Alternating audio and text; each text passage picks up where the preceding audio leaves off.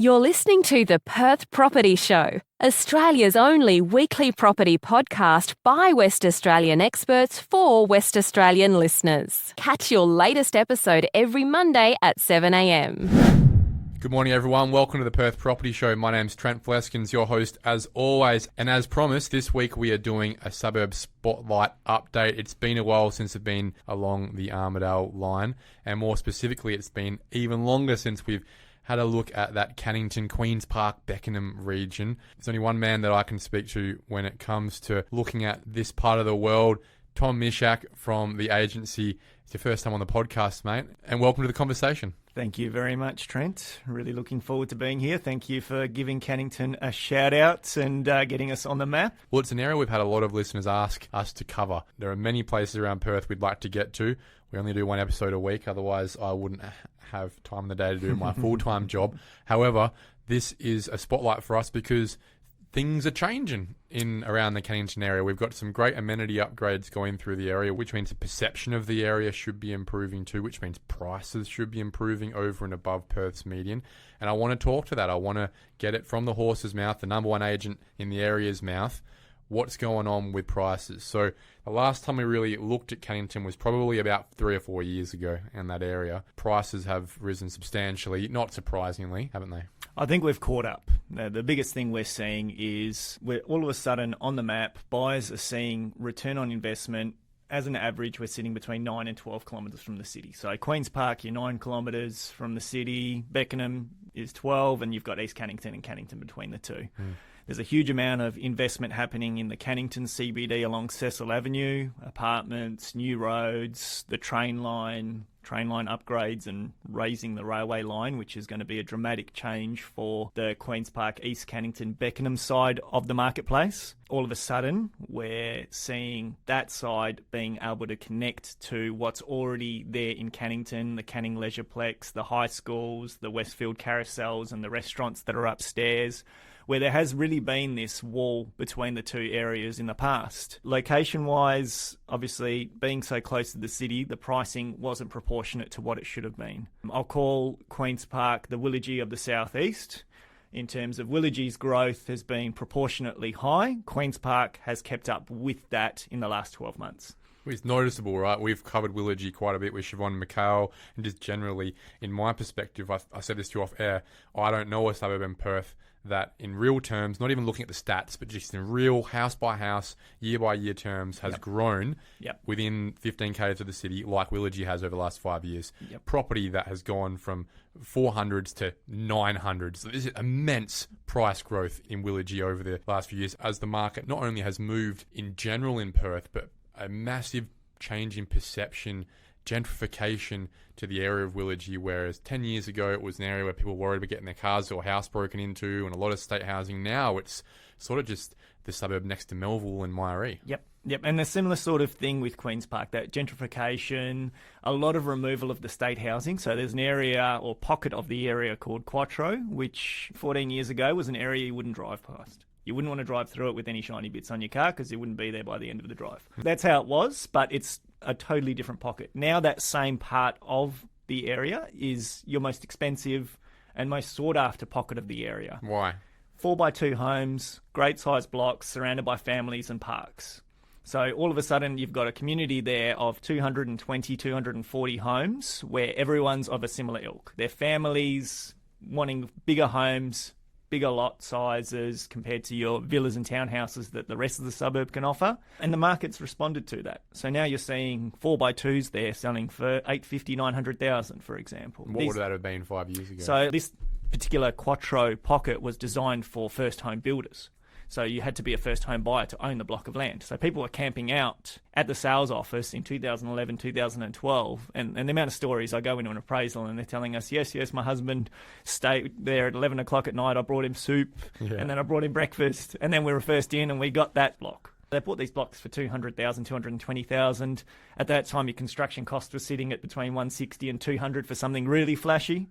So they're on average $400 to $420. Now, that same property is now selling at $850 to $900. Has the socio-economic and socio-demographic profile of Queen's Park evolved over the years? Absolutely. Has the background of people changed? It's definitely become a multicultural area, and this immigration has brought that in. But I think what you're seeing is these new people to the state are saying, well, this is 9 kilometres from the city. This is so close to everything. There's public transport here. The airport's just there. There's so many parks. Queen's Park's got 3 different schools between Queen's Park Primary, St. Joseph, St. Norbert's. So you've got private schools, you've got public schools, you've got everything there, and the city's just a hop, skip, and a jump away. They move in without prejudice. Correct, right? So you and I think of Queen's Park 15 years ago, Willagee 15 years ago, and go, oh no, that's a dodgy area. Bowga, right? Yep. 15 years ago, Bowga. Yep. The same sort of thing. All of a sudden, you go to these areas now, and they've changed so much that you're actually seeing this growth pattern, and you're going, where's this growth come from? But the people that are actually coming into the area going, this is amazing value. Like the amenity, the location, the walk score, all those things on the basis of it arbitrarily are actually quite good. Correct. Compared to the price point. Exactly. What you get for your money, if you go 9 kilometres north, you're in areas like Yokine, Chewett Hill. To buy a 4x2 on 500 square metres there, you can't get anything for less than 1.2, 1.3 million. Where, $850 is actually affordable then. Yeah. Like we're comparing it to what they paid for it at 400, 420. But if we go to an area the same distance from the city but in a different direction, you're paying an extra 400,000-500,000 for the same product. And isn't that funny? That is sort of the exercise that an immigrant to Western Australia would do. They get the compass out, draw a circle around Perth, and see the median house prices. And it is interesting to note how disparate that is across Perth, whether you go northwest, east or south. We'll do the same thing going to London. If we go, I want to live 15 k's from the centre of London, we'd go, well, you can go to Chelsea and spend £4 million on a house there, or go north and pay 1.3 million. Now, there's obviously preconceived notions and there's a reason for it, but you and I don't know that. Yeah. So, and that's what we're seeing. People new to the country or new to the state are seeing this as a really good value add.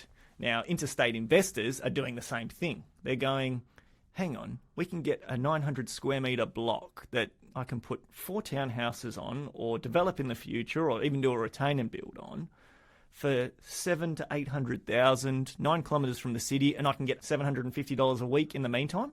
So I can enjoy the capital value.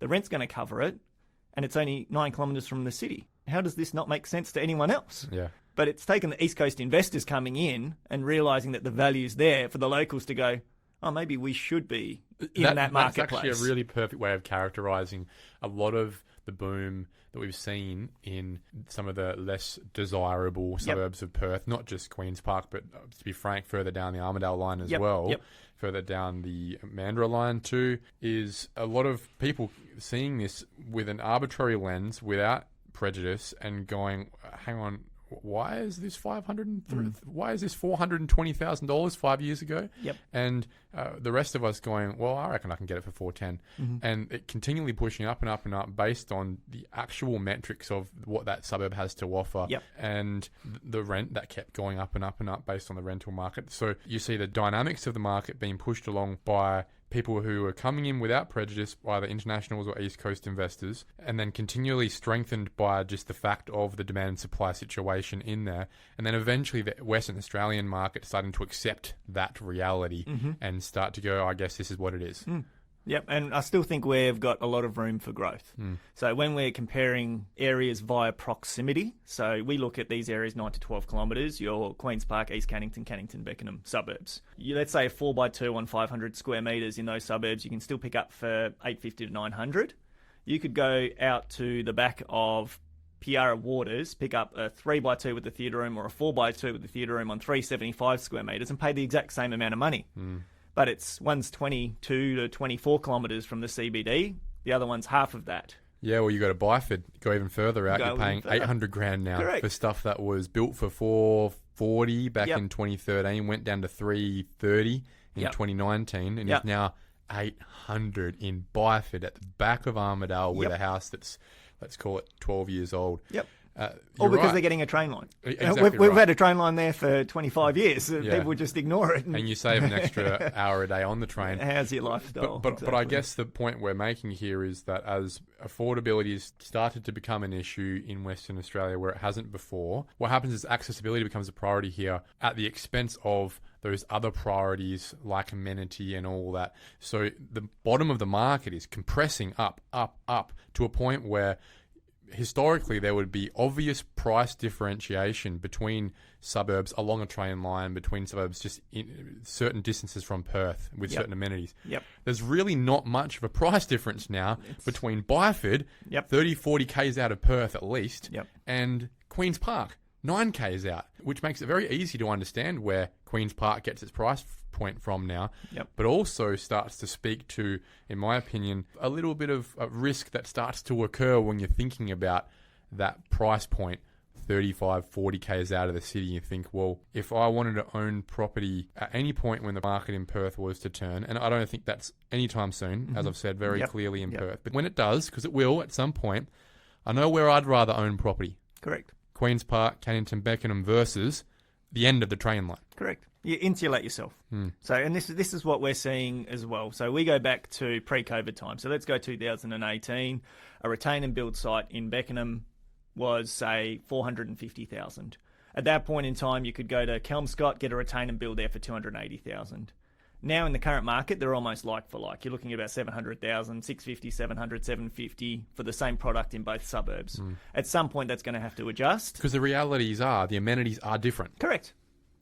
Let's talk about those amenities even further. You've mentioned the train line. One thing that I think is changing the profile of the suburb too, giving another reason to come to the area, the football centre. Correct.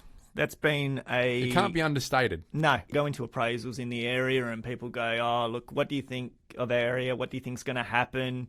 And, 4 years ago, Westfield Carousel did their expansion, put on an extra level, put in some extra restaurants. That was the sell. That was the sell. It became the biggest centre in WA at that point in time. Then Joondalup went, oh, hang on, look at us. And then Karrinyup came in and did us. Everyone's got a big shopping centre somewhere near them, right? So that's not a big ticket item anymore. What we do have is the one and only state football centre. Now, that's something that's going to bring young children, teenagers and adults with state cup finals from all over Perth to Queen's Park because they have to. That's where the stadium is. That's where Football West is based out of. Yeah, so a working population as well, people who work there. Correct. You've got people that go there on the daily. What we're seeing now as well, the government's just pledged another $3.2 million for the community pitches. So now the local community, which has sort of been, I don't want to say it's been isolated from the State Football Centre, but that hasn't been tied in as well as it could have initially. But that's just because of infrastructure and financing issues. They've got the money now. We're going to have these community pitches. So now you're going to have the local community having direct access to that. Okay. There's now a cafe opening up that will be a much more regular fixture. So it's not just game day cafe. They'll look at doing weekends and things like that there. So there's a lot of positives happening and a lot of changes happening around that. But it's really given Queen's Park a landmark because even if you look at the hits now, we get about half as many hits in Queen's Park as what every average suburb. The Perth Metro average, we're getting about as half as many buyers looking at Queen's Park and Cannington as Yokine, Balga, Westminster or a Western Suburbs property. All because I don't think people either don't know it or haven't considered it for their own needs. But now that we've got a reason for them to go, well, if it's good enough for the State Football Centre, it might be good enough for us. And that growth is really being driven by that. When I look at REWA, and again, stats are always tough, especially when it comes to suburb stats. Each of Queen's Park, Cannington, East Cannington and Beckenham have all grown pretty much at the Perth median last year of about 22 to 25%. Correct. Exactly. So they're running in line with Perth's median. They are really median suburbs in terms of the lifestyle, what it's got. If you think about an average place in Perth, Cannington would be a great place to characterise that. Right? Working class, But if you were to rank them in terms of that amenity, how would you do it? We've really seen a levelling out. So Queen's Park's growth's at 22.9%, Beckenham's at 24.5%. A lot of that's to do with the interstate investment on the development lots. That's played a big part in that. East Cannington's seen a 25.1% growth, so it's had the highest growth, played a bit of catch-up because it's always been the little brother to Cannington. Not really sure of what East Cannington is. Now all of a sudden the land subdivisions are happening. There's these new mini estates, a lot of newer housing, which the demographic that we're talking about coming into the state, they want the newer homes. They don't want to have to deal with a 1960s brick and tile home that needs work because they don't know the tradespeople. They don't understand how the homes are built and how to maintain them. So they'll pay a premium for that newer product, and the market's providing that in East Cannington. That's probably the biggest point I've seen in East Cannington is that newer home market. Cannington's seen 22% growth. A lot of that's been limited by the amount of apartments there. They've seen about 13% growth over the last 12 months, which is obviously a lot less. And that's normal when you look at unit growth and apartment growth for the Perth metro area. What we have seen, though, is a levelling out of the rental prices. So the rental growth in Queen's Park and Beckenham, for example, has been 23%, and the rental growth in Cannington has been about 16%. All of a sudden, the rentals now are all sitting at about $675 on the median basis, $650 on the lower end, where there used to be a really big disparity between it. Cannington used to be seen as the big brother that was bigger and better than anything else. Now, all of a sudden, Queen's Park's there providing a strong, if not stronger, return on investment on a development site or a bigger block. So just to clarify here, if you had to pick 1, 2, 3, 4, who takes the cake in terms of where you'd rather be living in the suburbs with regards to amenity, quality of housing, quality of community? It will depend on whether you're a family, a young couple, a professional. So we've got a lot of couples, young professionals, first home buyers who are loving the Cannington CBD. They love the fact that you can be in your 2x2 apartment or in a villa 2 streets away and can walk to Carousel, walk to the movies, walk to the restaurants upstairs. Families would be in East Cannington at the moment. Your developers or investors would be in Beckenham at the moment. Queen's Park's got a mix of all of that. But if you're going to segregate it, you really need to look at what your buyer demographic is. Interesting. And what I think you're talking to, which is exactly what you just referenced there in the rental space, and we've just spoken about before in the sales prices space, is the differentiation is moving away now.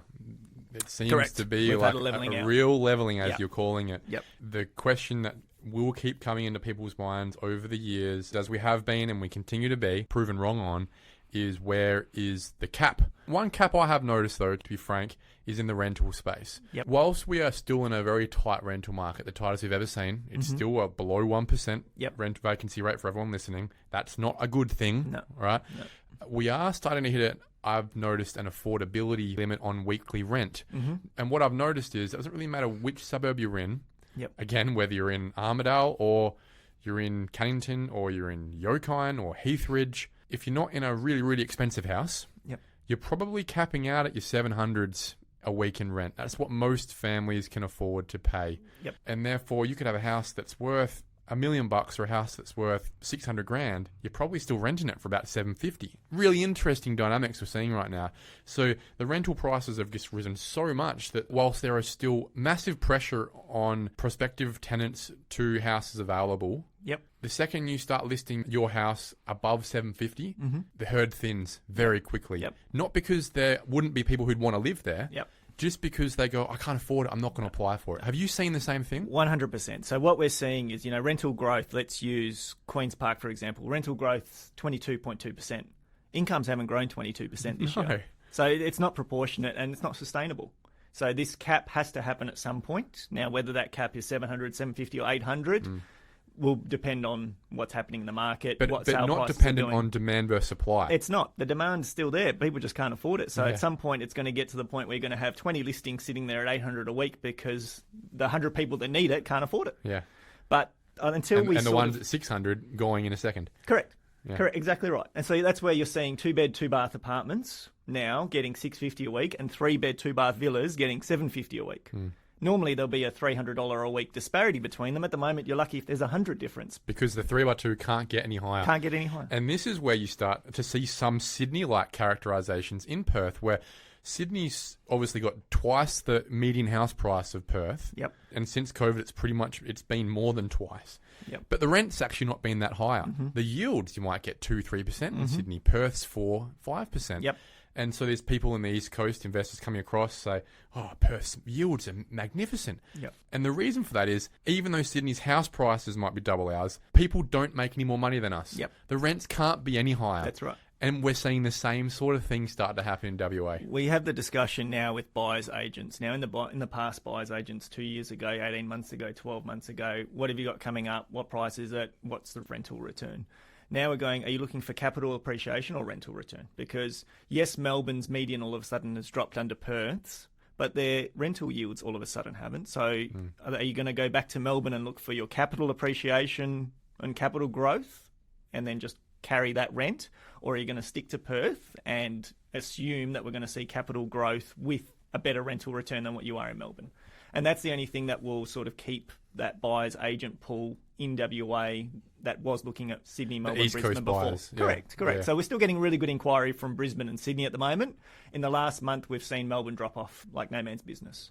Everyone that's in Melbourne that was investing in Perth is now going back to Melbourne and going, well, these areas might see some growth because all of a sudden we're cheaper than Perth as a median, as a whole. Yeah. My view is they're still 45 kilometres out from the CBD in Melbourne, and here for the same money you could be 10 kilometres from the CBD in Perth. So I think you're much more insulated over here on something closer to the CBD than what you would be 40, 50 Ks out of the Melbourne CBD, but that's their decision to make. All I can do is give them the advice and my views and show them the historical growth and what's happening in the area with the train line upgrades, with the Sam Kerr Football Centre, with the airport so close, with everything that comes with it. Tom, you referenced something that's really pertinent right now. And for all the East Coast investors listening, listen up is what I would say.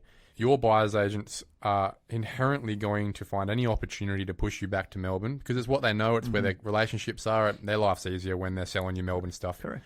There's a reason Melbourne's prices are dropping, and there's a reason they're going to continue to drop. There's a malaise over the state. There's malaise over the investment situation in Melbourne, and that is in stark contrast to the reason why Perth will continue to rise. It is exactly the opposite. Yep. There is still significant demand-supply pressure in Western Australia. There is still, given our median household income is the highest in the country, plenty of space, in fact, the space between our median and Sydney's median, theoretically, for us to grow if we need to. Whether we want to or not. And Perth's market, therefore, is the place you should be continuing to look. I don't mean that in a spruiking way. I don't mean that in a way that I'd like it to be at the opportunity cost of fellow West Australian investors. But I say to everyone, not only just the East Coast investors or Melbourne investors, but everyone listening to this, is there is starting to get a little bit of a tickle from the Melbourne buyers agents pool, suggesting, we're getting a bit soft on Perth for no reason, for no demand supply fundamental reason. It's media. They catch on to these media articles and go base everything off one median price as opposed to looking at it holistically on all the variables. Yeah. And I mean, you look at a great core logic stat that I love is percentage of income to mortgage payments. Yes. So you go to Sydney and your mortgage 55%. Yep. Melbourne, you're still sitting at 52%. Perth, we're sitting at 34%. So that is the key here, Tom. You reference it perfectly. As long as demand and supply continues to be at historically low. I mean, if you can afford to half your income to pay your mortgage in Melbourne, you can afford to pay 40% of it in Perth.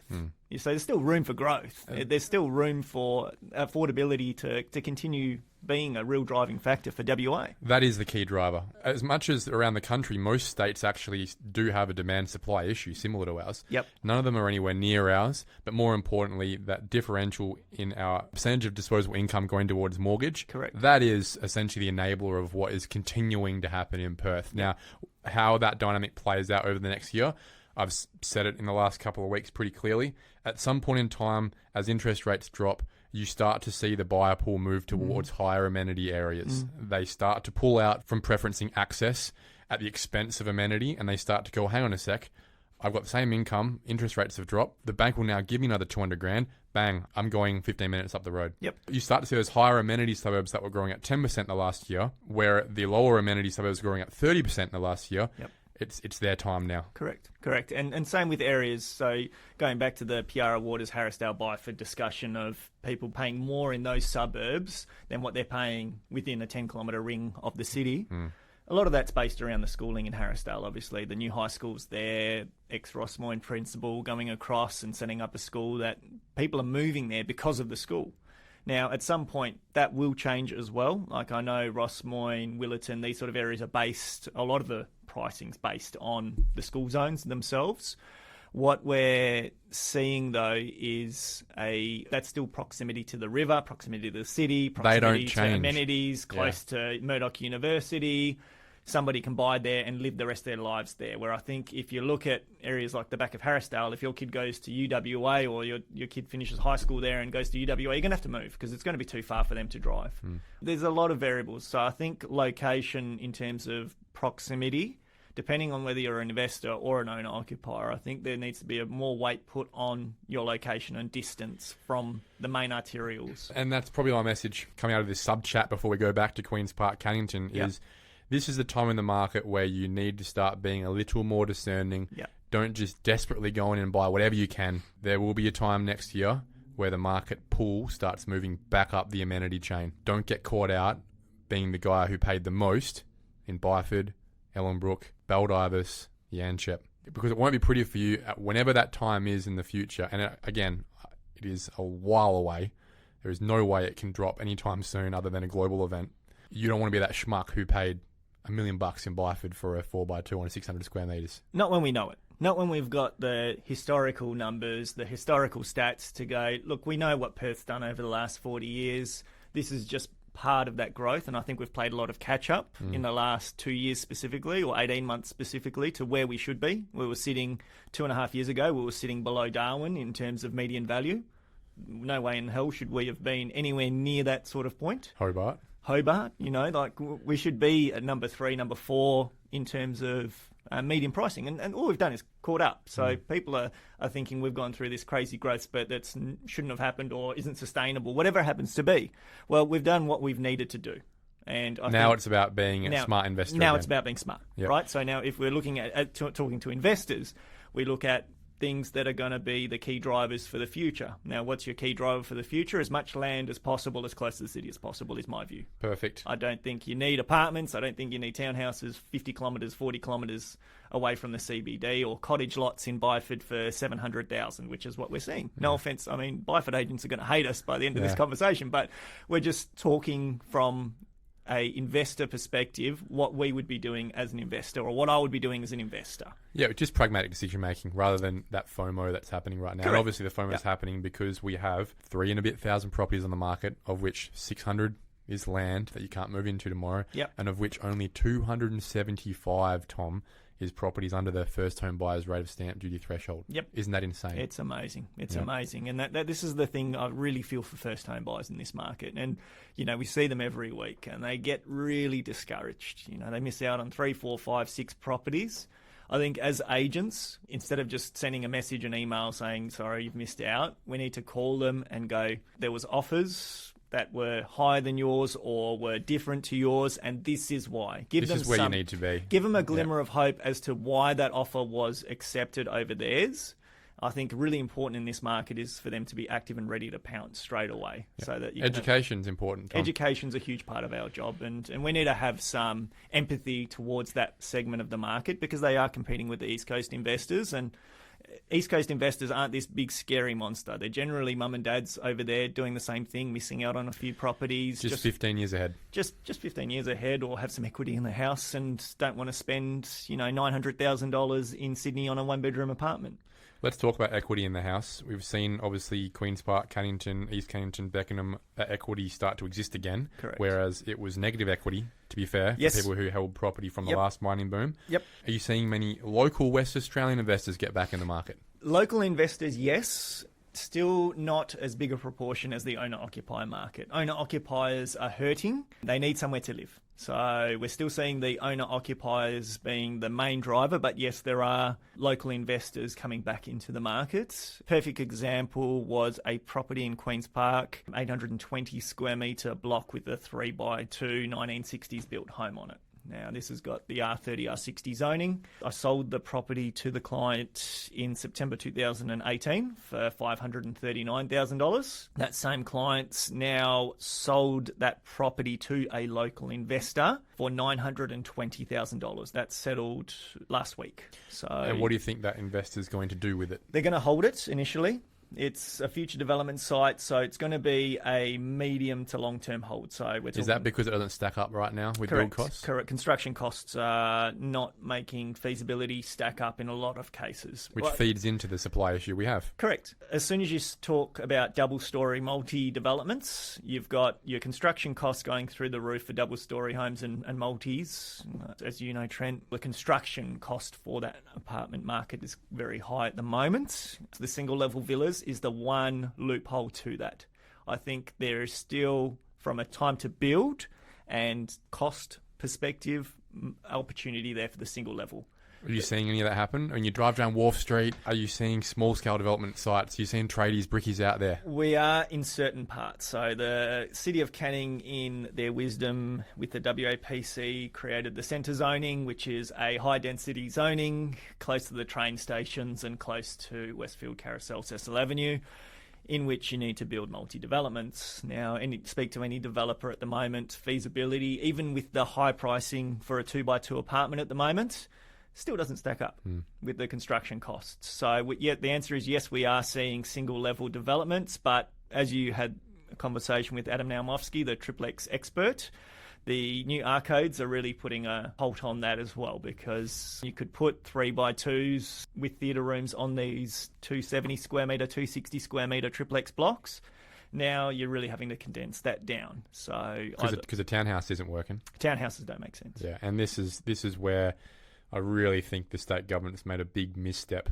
They haven't listened to the little guys, essentially. They haven't listened to the guys out in the suburbs. They've only listened to the architects in North Fremantle and North Perth, correct, who would have only ever done townhouses anyway. Correct. And at the expense of all of the median house price suburbs around Perth, your Canningtons, your Morleys, your Balgas, your Westminsters, all those areas that were just getting on with units. Yep. That market's dead from a planning perspective, not even from a pricing perspective, right?